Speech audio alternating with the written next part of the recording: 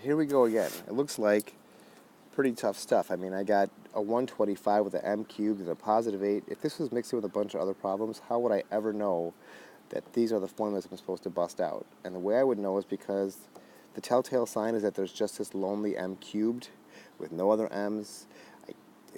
When you see something like that, you're starting to think immediately, I hope, okay, what can I multiply by itself 3 times to give me 125?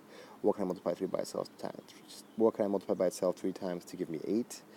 And I'll tell you, whatever this number is, it'll be even. And whatever number I used to do this, it'll be odd.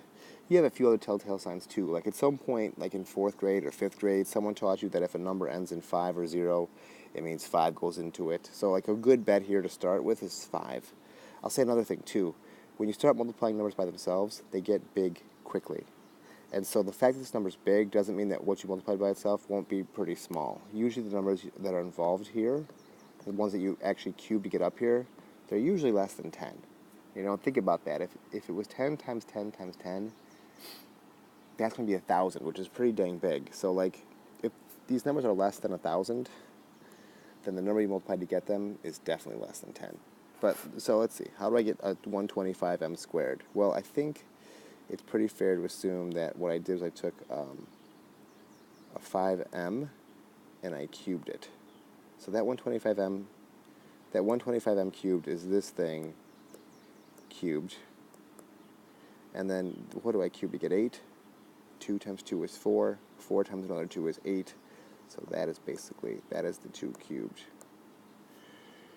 So A equals 5m, and then B equals 2. And I don't have the formulas in front of my face, but here's what I memorized. I memorized that it was always the same pattern. It's always A, and it's always B, in one set of parentheses, and it's always A squared, AB, B squared in the other set of parentheses. And then I remember that the sign is first the same, so this will be positive. The next sign is the opposite sign, so this sign will be negative. And this last one's always positive. And now I'm just going to go in with these values and plug it in. So A plus B becomes 5m plus 2. A squared is 5 times 5 times is 25, but then of course m is squared. A times B is 10m, and I'll make that a minus 10m. And then finally 2 squared is 4.